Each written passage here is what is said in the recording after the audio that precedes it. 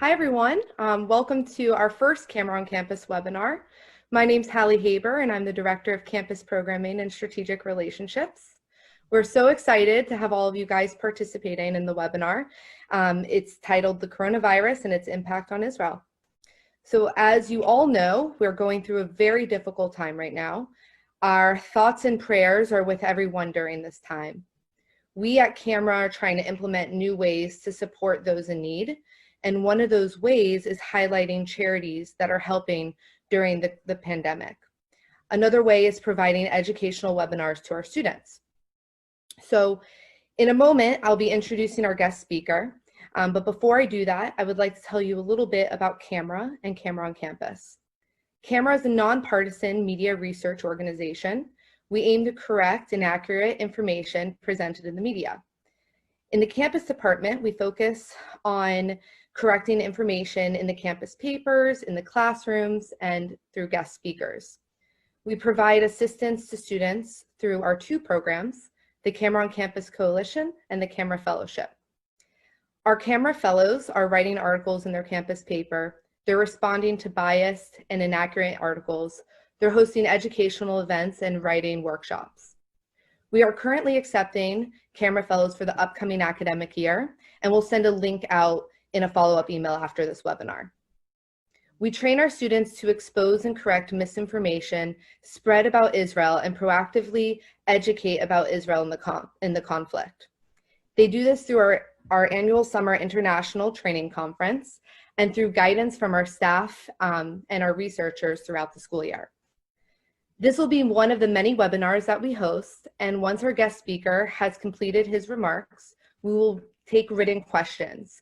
So you can use the Q&A feature at the bottom of the screen to ask questions throughout the talk, and then we'll make sure to answer that at the end of the webinar. So it is my pleasure to introduce Shawn Durns. Shawn is a senior research analyst for the Washington, D.C. office of CAMERA. His writings have appeared in the Washington Examiner, the Jerusalem Post, the Daily Wire, The Hill, and elsewhere. He has a master's in diplomatic history from the London School of Economics, where his thesis focused on the early Cold War era Middle East. Prior to CAMERA, Shawn worked for several Washington, D.C. based think tanks and for a former U.S. Undersecretary of Defense. So everyone, please give a warm welcome to Shawn Durns, and I really hope you guys enjoy this webinar. Thank you. Hi, everyone. Thank you very much for joining us today. As was mentioned, I'm Shawn Durns, and I'm going to be discussing Israel's response to the coronavirus. I'd like to begin with a brief timeline so we can understand how we got here today. The coronavirus initially appeared as early as November in Wuhan province, and as late as mid-January, the World Health Organization, WHO, was echoing claims by the Chinese government that the virus wasn't transferable from humans. On January 26, Israel advised against non-essential travel to China. On January 30th, they suspended all flights to China. By February 17th, Israel extended a ban to include arrivals from Thailand, Hong Kong, Singapore, and elsewhere in East Asia. On February 21st, the first Israeli citizen tested positive after being on a cruise ship. Israel responded by instituting a 14-day home isolation rule for anyone who had visited South Korea or Japan. On February 26th, Israel issued travel warnings to Italy. And on February 27th, a man returning from Italy who had been in country for 4 days tested positive. So did his wife and several employees at his toy shop. By March 2nd, Israeli elections were held. More than 4,000 Israelis voted in special quarantine booths. By March 8th, Israel closed down the Taba border crossing and the next day declared a mandatory quarantine for all citizens and for foreigners, with the latter taking effect on March 13th. By March 11th, Israel had limited gatherings to 100 people. The next day, schools and universities were closed until after Passover. March 15th, Israel's justice minister announced that non-urgent business before the courts would be frozen. The same day, gatherings were limited to 10 people, with attendees advised to keep a distance of 6 feet. There was also a closure of educational institutions, malls, restaurants, hotel dining rooms, dance clubs, gyms, so on. March 16th, the health ministry approved a number of experimental treatments for patients suffering from coronavirus. By March 18th, the defense ministry took over the purchasing of gear, and the next day, Israeli Prime Minister Benjamin Netanyahu declared a national state of emergency, saying that existing restrictions would henceforth be legally enforceable and violators would be fined. Israelis were not allowed to leave their homes unless absolutely necessary for essential services. The next day, Israel experienced its first coronavirus death. At least 4 other deaths have happened since then. By March 25th, more restrictions were put in place. Israelis were no longer allowed to have freedom of movement after the government approved a set of new restrictions, which were passed on Tuesday by the government, that forbid the public from walking more than 100 meters from home to help combat the spread of coronavirus. So as what we see here is a steadily increasing recognition of the threat that the coronavirus poses to Israel. And I'm going to be discussing a bit why that's the case, why Israel has reacted the way it has reacted, and kind of hopefully provide some insight for everybody. It's important to note that this, of course, has severe economic ramifications throughout the world, and certainly in Israel. As elsewhere, Israel's economy has been dramatically impacted by the coronavirus. Initially, private sector firms exceeding 10 employees were required to reduce staff presence in the workplace by 70%. Unemployment has risen dramatically, with some estimates indicating 19% unemployment. Less than a week ago, it was 16%. Israel's much lauded tech sector provides a level of flexibility for its citizens and for its economy. More people and businesses are able to work remotely than in many other countries, certainly in the region. This should help soften the blow. The prevalence of tech in Israel's celebrated innovation will also help. More concerning is Israel's industrial capacity. While better than many of its Western compatriots, as a modern tech-based economy, Israel's ability to mass produce certain goods can be hindered by this, but will perhaps be mitigated by the strong role that the IDF plays in Israel's society economy and its own proven ability to quickly adapt, as documented in numerous books, including Yaakov Katz's recent book, The Weapons Wizards. Israel has taken drastic actions, and for good reason. The country is in a precarious position for reasons relating to geography, size, and culture. First, size. Israel is a small country. It's roughly the size of New Jersey. Many portions of the country are densely populated. Secondly, geography. Israel is surrounded by countries, failed states, and polities ruled by non-state actors and even terrorist groups that, suffice to say, don't prioritize the health and well-being of their citizens whatsoever. In addition to refusing to recognize Israel, many fail to maintain any relations with the Jewish state. So, for example, can Israel trust Syria's capability to control its pandemic and borders, let alone its claims that it'll do so? Probably not. Egypt and Jordan are comparative bright spots as far as relations, cooperation, and functioning governments go, but this is purely by comparison. Jordan elected to shut down its own border with Israel, and crossings with Egypt were shut down by Israel. By contrast, you have Hamas, the US-designated terrorist group that rules the Gaza Strip, as well as certain areas that are in Syria and Lebanon, which are really not ruled by anybody, and at one point, in some cases, were even ruled by ISIS. It is for this reason that Israel is actively cooperating with the Palestinian Authority, the entity that rules much of Judea and Samaria. Both seem to recognize a shared interest and objective at this point, and that both want to contain and mitigate the virus as best as possible. To date, Israel has delivered hundreds of medical kits and supplies, including coronavirus test kits, as well as protective gear, to the Palestinian Authority. Indeed, the PA and Israel have established a joint operations room to combat the virus, as the Jerusalem Post first reported on March 18th. One unnamed Palestinian Authority official told the Jerusalem Post that, quote, anybody who opposes cooperation with Israel in the medical field would be acting against the interests of our people. This is the time to lay aside our differences and work together against the pandemic, which does not distinguish between a Jew and an Arab. Major Schaefer, who is the head of the International Department of the Civil Administration, said last Wednesday that in the last 3 weeks, the Office of the Coordinator for Government Activities in the Territories, COGAT, in collaboration with the Health Ministry, has been working to aid the Palestinians in light of the outbreak. He said, in light of the great importance of this issue, Israel delivered to the PA 400 medical kits, enabling observation of the virus, and 500 protective equipment kits for Palestinian medical staff and security forces. Also, he noted, there are joint tutorials and professional medical workshops for Israeli and Palestinian medical staff, where they are given the knowledge regarding the virus and proper tools in dealing with it. Currently, crossings are closed, but he added Palestinian workers employed in agriculture, construction, industry, and services may still enter Israel, and all workers entering Israel are subject to accommodation in Israel for a period of 1 to 2 months, which is under the responsibility of Israeli employers. Workers who chose to go back to their homes in the West Bank earlier than that period will not be allowed to re-enter Israel until further notice. Bethlehem, which is under rule by the Palestinian Authority, has been particularly hard hit. So now some good news. The other reason that Israel is particularly concerned lies with demographics and culture. According to one 2015 study, an estimated 11% of Israelis are 65 or older. This is not an insignificant amount, but it is slightly less than the United States, and it's nearly half of some places in Europe, like Italy. That bodes well for Israel, considering that the virus is dramatically more lethal for the elderly. Now, the downside, and this is where culture comes into play. An estimated 25% of Israeli homes have an elderly member of the family cohabitating. This isn't unusual for the region, but compared to the United States, it's much, much higher. Given that the virus is very easily transferable, including from the young and non-symptomatic, this is a significant hurdle for Israel to cross.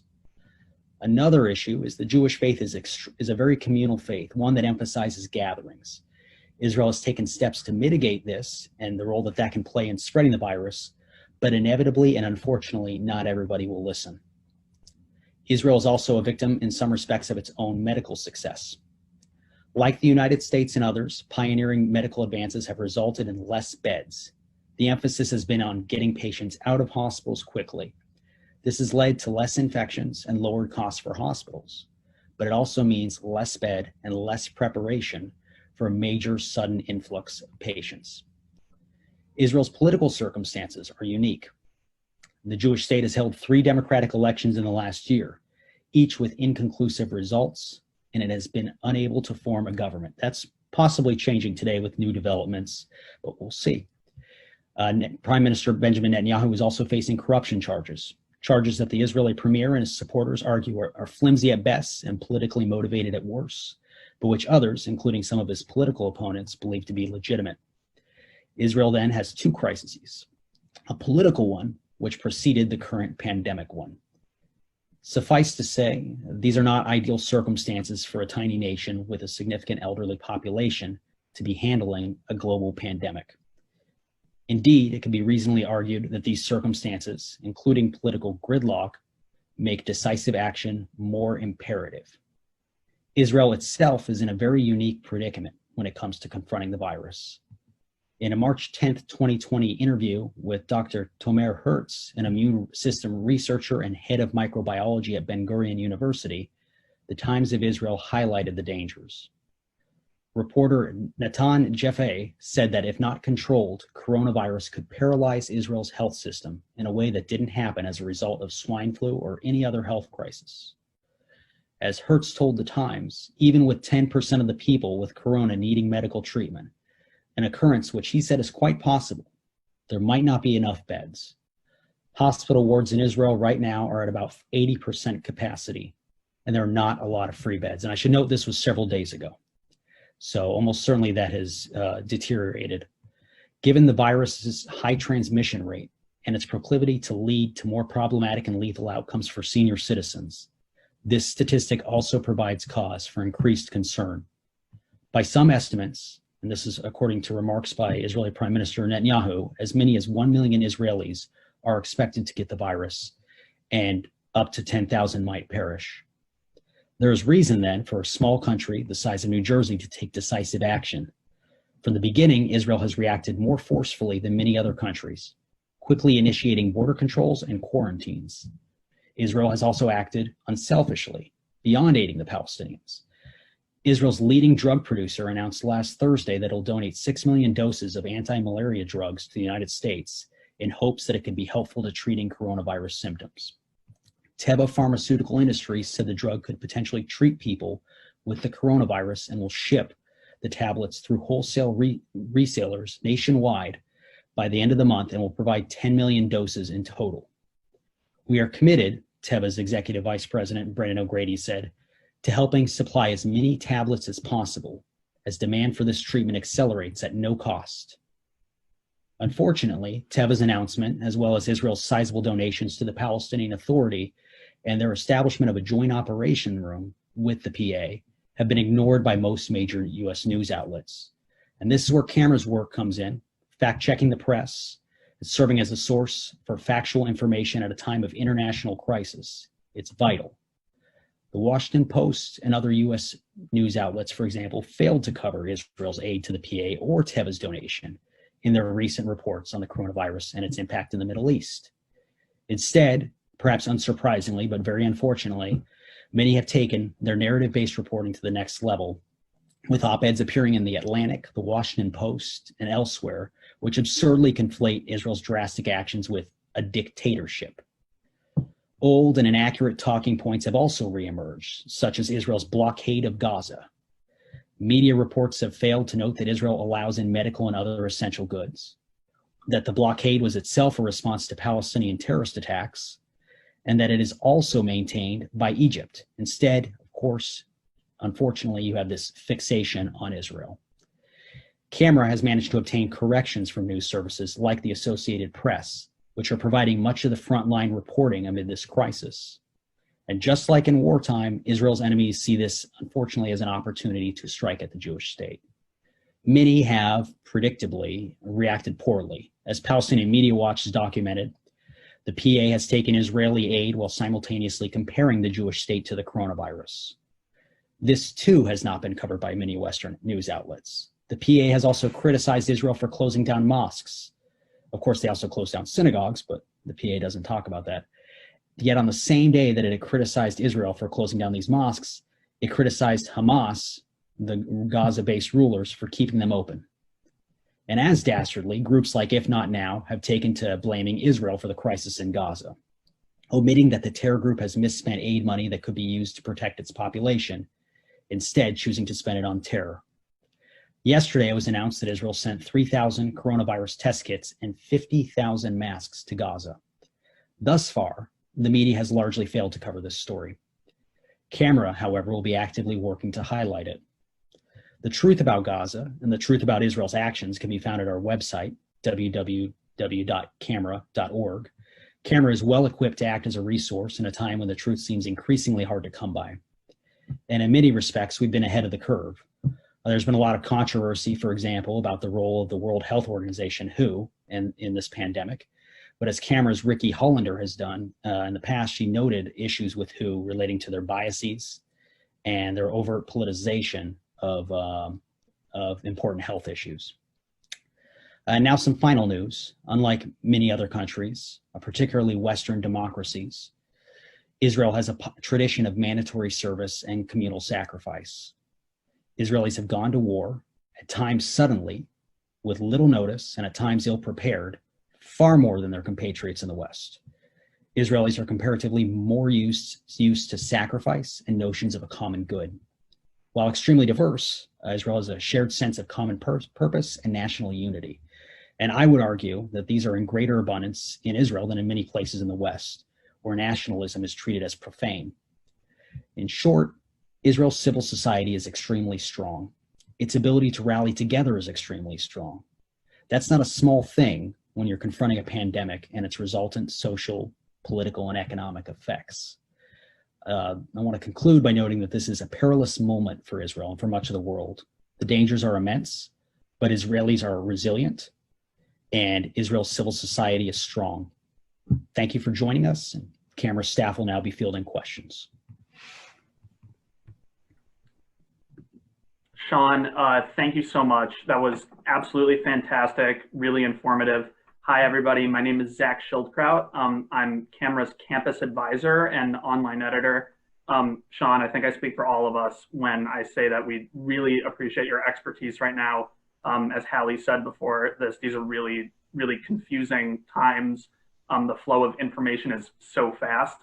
So, we need you right now. So thank you. To the students who have joined us on this call today, I want to point out to you guys that one of the benefits of working with CAMERA, like say becoming a CAMERA fellow, are that you have the opportunity to learn.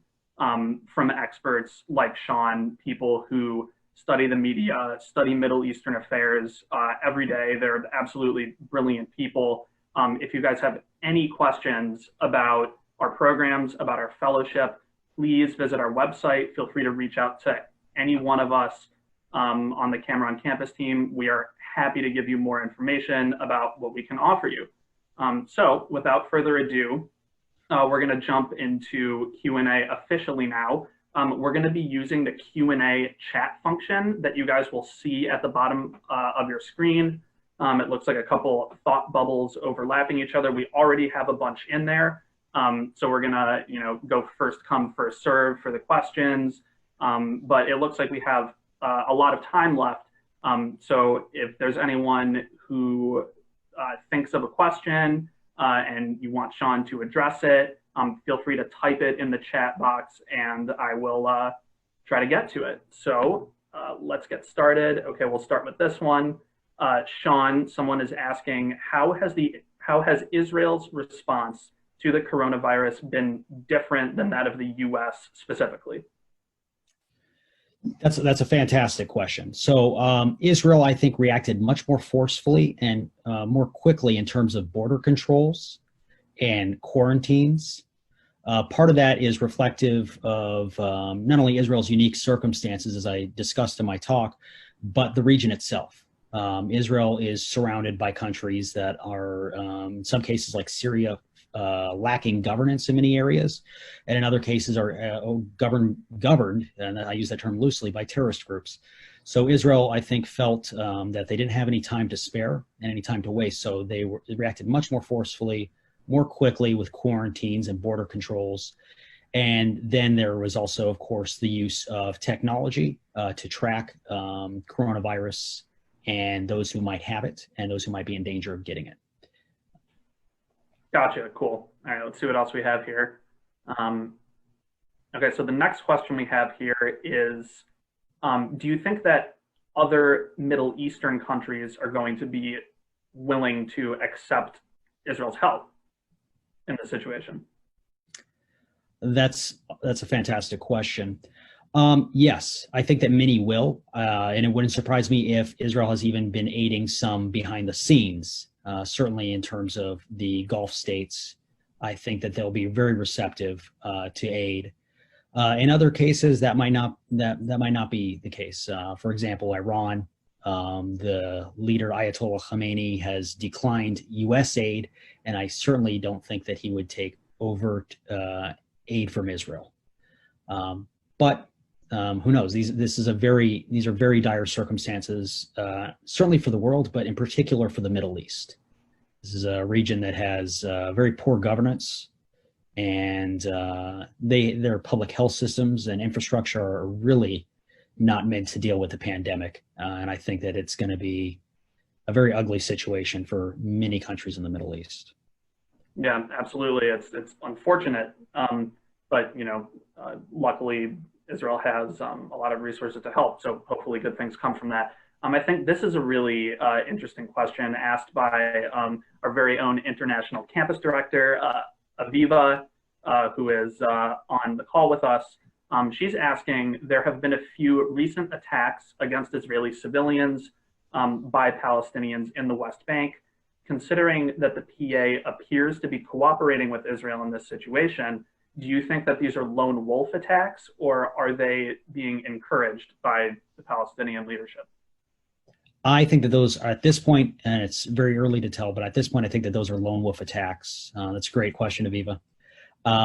The PA, of course, it's not stopping its incitement. Here's another example where we see the two faces of the Palestinian Authority. On one, they're more than happy to take Israeli aid and cooperate with Israel with the Joint Operations Room, but their propaganda and their official media compares Israel to the coronavirus. And so incitement is not just going to stop. And to what extent that motivates individual Palestinians to carry out attacks, I think is considerable.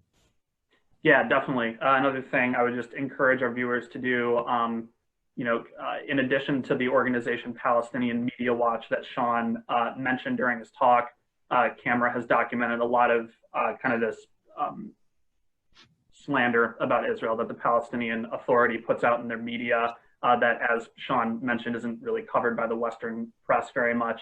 Our affiliates across the pond at UK Media Watch do a similar thing a lot. So if you guys are interested in learning more, definitely please check out those resources. We have another question coming in, which says, how is Israel dealing with food slash grocery distribution? Have they figured out how to minimize interpersonal physical mingling with deliveries or pickup? That's a fantastic question. This is one thing I think on an optimistic note, and similar to the U.S., we, unlike in previous pandemics, say the Spanish flu and so on, we have the Western world, and Israel as well, has considerable technological resources and the ability to communicate for getting grocery deliveries and minimizing risk and minimizing gatherings. So I think that certainly many kinks are still being worked out. The system is imperfect. It's overflooded. But at this point, I think Israel has considerable resources in that regard that will allow it to limit the pandemic and limit the spread of coronavirus. Cool, gotcha. Okay, let's see what else we have here. Okay, we have another question that says, has Israel been fielding more cybersecurity attacks during this time of crisis? And are there any particular agents that they've been stemming from? That's a great question. Not that I'm aware of. However, it's important to keep in mind that terrorism doesn't stop because of pandemics. And threats from Iran, the Islamic Republic, really, its goal remains to destroy Israel. Its proxies are still active in the region. They've, in fact, been spreading coronavirus throughout the region via their Quds force. And that they're not going to stop attacking Israel. There's going to continue to be cyber attacks. They have no reason to. They're not really particularly concerned about their own population.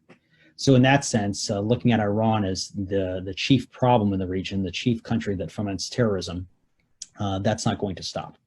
I can't say whether for the moment there's been increased cyber attacks or not. I don't know.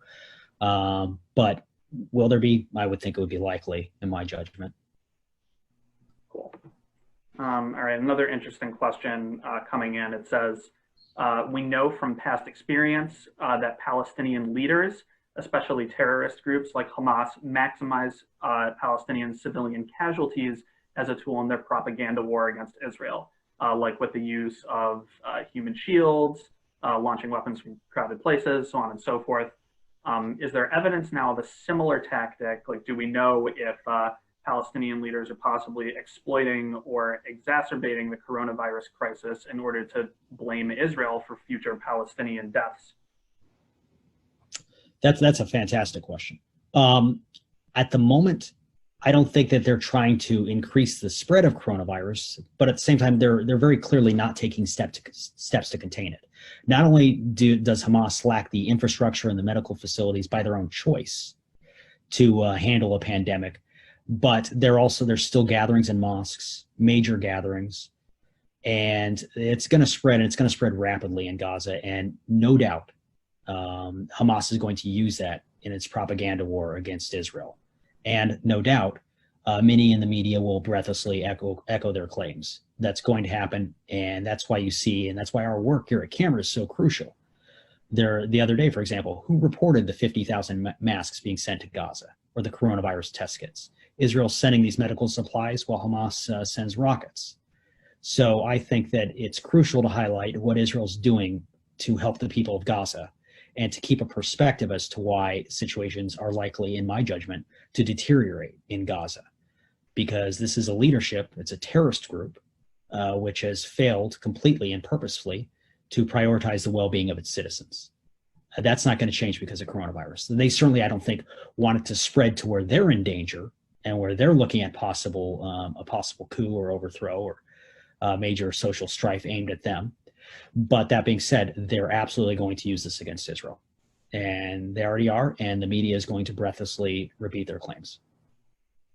Yeah, I mean, it's sad, it's unfortunate, but that's why we do what we do at CAMERA. So another question, could the lack of cooperation between Israel and other Middle Eastern countries have a wider negative impact on the world effort to combat the virus? That's a fantastic question. Quite possibly, yeah. I don't think that countries that have refused for half a century and more to recognize Israel or its legitimacy or to work with it are they're hindering themselves, of course. And this is Israel's by far and away the leader in terms of innovation and medical technology in the region. I think that countries failing to work together to control a pandemic is going to just increase the spread and increase the lethality of the pandemic, which does not recognize borders. This is true. Right. Yeah, of course. Do people in Israel believe that the coronavirus started in China, or is a misinformation campaign on the part of China kind of creeping itself into the public conversation? I don't know if that's sort of off topic or more political than we want to get into. I'll leave that up to you, Sean. Yeah, I'd be reluctant as somebody that's not in Israel to say what Israelis believe or what they think regarding China's disinformation campaign. But I should note that that disinformation campaign is global, and it's definitely not. They seek to blame the United States and to foment strife not only within the United States but within the world. I think that the elements of the Chinese Communist Party view this as a chance to seize greater power, greater balance of power throughout the world, and that's gonna include the Middle East as well. Right. Another question: can you comment at all about any information sharing between Israel and the United States? How lessons learned by Israel may be helping us, the United States, with our response? Yeah, I think that the cooperation is going to be as it was before the pandemic, which is to say extremely strong, extremely close. The United States is very reliant on Israel for intelligence, including regarding Iran and its actions in the region. So I expect that cooperation to continue and Israel to continue to be a beachhead of sorts for the U.S. and close cooperation with the sharing of course, Israel donated all these pharmaceuticals from Teva. I think that things like that, Israeli innovation, are going to, and U.S. cooperation with Israel is going to continue to pay dividends. Right. Okay. Let's see. We have a question in here from one of our Christian media analysts, Dexter Van Zyl. Hi, Dexter. Thank you for joining us. He's asking, how might the relative success of Israel's response to the coronavirus impact the opinion of rank and file citizens in Arab and Muslim countries throughout the region? Iran has a horrible problem with it that they're dealing with right now. Dexter's talking about mass graves that they've had to dig there. It's horrible. It's an unbelievably tragic situation. So his question from all that is, do you think maybe this will underscore the cost of anti-Zionism and wider authoritarianism in the Middle East? That's a fantastic question, and yes, my answer would be yes. I think that what you see here already going on, and it's been going on for a couple weeks, running concurrent with the pandemic, is sort of a soft power race, to use a term from Harvard's Joseph Nye, which is that these countries are seeking to gain influence, be seen as handling this better.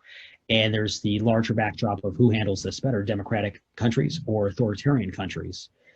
So that's also where the information war comes in. Iran, by any and all accounts, except for when the media breathlessly repeats their claims about their casualties, has handled this atrociously. And Iran's regime, I think, is in dire straits. And I think that everybody in the region and the world is well aware of that. Israel's measures, I think, are going to benefit Israel in the long run, not just in terms of helping its citizenry stay safe and healthy, but in terms of letting everyone know that, look, you have this country here, and it's managed to do so far quite well, despite significant hurdles, as I outlined in my talk. Right, absolutely. Another question coming in. This one is from Elliot Orenstein. He is our CAMERA fellow at King's College London. Hi, Elliot. Glad to have you with us. Thank you for putting a question in there. And his question, Sean, is can you address the long-term effects of the measures being taken right now, specifically in terms of the economy and the culture that you talked about in your talk? Yeah, that is, and this, of course, is very much guesswork on my part. The long-term measures and effects are going to be significant from this. I think this is an epoch-defining moment in the way that the Great Depression was many decades ago. You have countries whose economies have sputtered to a halt, and a race for great power between China and the United States going on behind the scenes as well. So I think the ramifications for this, which I would be very hesitant to guess on, it's just still way too early, are going to be significant, very significant for the region. We don't know how this is going to unfold. You have all these countries surrounding Israel that have extremely weak governance and very bad infrastructure, and many of them don't care about their citizenry. Certainly in Lebanon, which is de facto controlled by Hezbollah, the U.S. designated terrorist group, Lebanon is also rife, just like Gaza and other places that have bad governance, for really dramatic ramifications from this, I think. So we're going to have to see what happens, but I would bet it's going to be significant. Okay. All right, we have another one here from Josh Eibelman, who is our current Cornell University camera fellow. So hey, Josh, how's it going, man? Thanks for the question. Sean, do you know if there's any known cooperation right now between Israel and Egypt and or Jordan with this issue? Yes, there is cooperation. It's a great question between Israel and Jordan, and Israel and Egypt as well. So this is where one of the benefits that we see from these countries laying down their arms and recognizing Israel's right to exist is, of course, cooperation, and that just serves their population better, and it serves Israelis better, and for that matter, it serves the world better. This is a really, really good question right here. Really interesting. It was reported that Iran sent Doctors Without Borders out of the country and refused that organization's help in dealing with this crisis. Can you comment on that? Have you heard about that particular story? What might the motivation for something like that be? Yeah, Iran right now is engaged in a massive cover-up, just as is China. Both these authoritarian regimes are trying to cover up the spread of the pandemic, which spread in the region and worldwide, in China's case certainly, through their own actions and inactions. In Iran's case, they forced people for a show out to the polls, even though they don't really have free and fair elections there, but they wanted mass gatherings in early February. This, and also some ties with China, helped spread the pandemic very fast in a country which already didn't care about its own population and had an overburdened healthcare system. So Iran is kicking people out, and they're engaged in a mass cover-up. We know from satellite imagery that they've dug mass graves. We don't know how many have been filled, but any casualty stats coming from either China or Iran, I think, should be viewed with a considerable skepticism. Yeah, that makes sense. We have another question here that relates to food and groceries. Why do you think stockpiling of food is happening less in Israel than in other Western countries? Could that be a function of kind of more intense crackdowns on the part of the government? What do you think? I think that Israelis are more used to dealing with crisis certainly than in America and in many parts of Western Europe. Some parts of Israel are used to taking rockets from Hamas. There is a citizenry there where most people have performed some level of national service and sacrifice, and war, which is largely unthinkable to many in the American public. You haven't had a draft since the Vietnam War. Israel's fought 7 wars in its fairly short-lived 70 or so years. So I think that Israelis are more used to dealing with things like this, and their outlook is considerably different than certainly here than in the U.S. Okay. Another good question we have coming in here. How does development of and administration of the coronavirus tests in Israel compare to that of other countries? That I can't answer. That I'm not sure. Israel, I think, has some countries are hoarding test kits.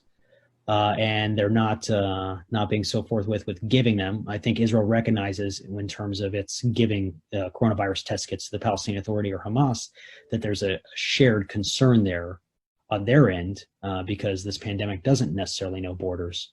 But as far as producing test kits, I can't say with any degree of expertise. Okay. Well, let's turn to the issue of security and borders. So another question coming in, since Israel seemed to close borders and impose quarantines before countries such as the US due to security concerns, its location in the world, et cetera, could you see Israel prolonging their border closings and quarantines for a longer period than the US and other Western European states? That's a great question. Yes, I could. There's been some talk about perhaps blood tests for Israeli population, so that way we can figure out who has had coronavirus and who hasn't, enabling some people to return to the workforce more readily, because of course Israel does have a modern tech-based economy, so it's being pretty hard hit by this. But at the same time, Israel really cannot afford, in my judgment, to loosen up border restrictions as quickly as, say, the United States and some others, because it really is in a precarious position, both geography and size. Do you think that this crisis, in some ways, was at all responsible for the resolution of the political crisis in Israel? Yes. That's purely a guess on my part, and of course, we at CAMERA don't take any political positions, but that seems to be the case. I think things like this pop up and they catch everybody off guard. Yes, I think so, but we'll see. Okay. Here's an interesting one. Does Israel have a clear picture as to what's going on, like the status with the villages in southern Lebanon, villages bordering the Golan Heights? Are there measures in place to prevent or at least mitigate the crossover of the virus from these areas? Yes, there is. Israel also has fairly good, and indeed I would say it's actually great intelligence on what's going on in South Lebanon, and that's the product of Israel's involvement in southern Lebanon for decades at this point on some level. Of course, that involvement has waxed and waned, but Israeli intelligence on the ground there is, and for many years has been quite good. I don't see why that would be any bit different now. And speaking of that, do you think the pandemic is impacting Hezbollah's operational capacity at all and their grip on power in Lebanon? Operational capacity, yes. Yes, I do. The Quds Force and Iran, of course, have been stricken. The virus has been very damaging to Iran and the Quds Force. And of course, that would include and trickles down to its proxies. Iran's Quds forces travel throughout the region, Yemen, elsewhere, Lebanon, Syria, and in so doing, they've been acting as spreading the virus. And that, of course, includes Hezbollah. There's been some very unconfirmed reports that the head of Hezbollah might have it. These, as I said, are unconfirmed. But I think that the operational capacity of Hezbollah has been very much affected by coronavirus. As far as their grip on power in Lebanon, that I'm much more skeptical of. I think Hezbollah has had a grip on power in that country for much longer than has been commonly really recognized. In the last couple of years, you've seen more analysts really highlighting it as it's become virtually undeniable. But I think Hezbollah, of course, it's a terrorist group and they rule by force. And they have no problem killing or kidnapping. And there really isn't another power in Lebanon that is their equal, unfortunately. Okay, let's pivot right now to European issues, get away from the Middle East for a second. This question is coming in from our UK campus associate, Georgia. Hi, Georgia. Thanks for the question. So her question is, the forecast for the British healthcare system's ability to deal with the crisis is unfortunately grim. Would you be able to speak to how Israel's healthcare system compares to theirs? So I think that Israel is in a very similar position, not as dire as Britain, in part because they took some border control measures very early on and quarantines very early on comparatively. But much of the Western world, which has seen these advances in medicine, I think it's been a double-edged sword. They've managed to reduce beds and not have a need for ventilators because of advancements in medicine. But of course, that doesn't really help during a pandemic. And Israel, in that sense, is not in a different position from Britain, the United States, and elsewhere regarding beds and capacity. Right. This is an interesting question coming in. Do you know if the Orthodox community in Israel are doing things like virtual minions? Some are. In fact, I think many are. There have been some instances where that hasn't been the case and where there's been concern that they weren't cooperating as actively as perhaps as they should. But I think that those seem thus far to be pretty isolated. Overall, I think that most of Israel has really kind of banded really together to focus on what they need to do to limit the spread of the coronavirus. Okay. Speaking of limiting spread, this is another interesting question coming in that sort of relates to things that we've been talking about a little bit ago. Do you think that, because obviously the PA is still, churning out their propaganda, anti-Semitic cartoons, anti-Semitic programs in the media, what have you. But, with that in mind, is there any reason for some optimism coming out of the, stemming from the cooperation between Israel and the PA? Do you think it has any potential to heal divides? Are we going to see even more medical cooperation going forward? That's a great question. I would like to see increased cooperation. And I think on some level there is that possibility. But if history is a guide, Israel has been aiding the Palestinian Authority in many respects, be it electricity, water, all sorts of cooperation, funds for a quarter century now nearly. And it hasn't really lessened, unfortunately, the PA's anti-Israel propaganda, their failure to really truly recognize the right of Israel and Israelis to exist and live in peace. So unfortunately, with history as a guide, I'm a bit skeptical in terms of longer term increase in cooperation or change in attitudes, but you never know. Yeah, that's true. It's difficult to make predictions. All we can do is look at what's happening right now and go off of that. So thank you. Another interesting question coming in. Israel has taken drastic measures, very strong measures to return Israelis stranded abroad. I remember reading, it was covered in Jerusalem Post, that El Al was rescuing Israelis stranded in other countries free of charge, which is beautiful, beautiful gesture.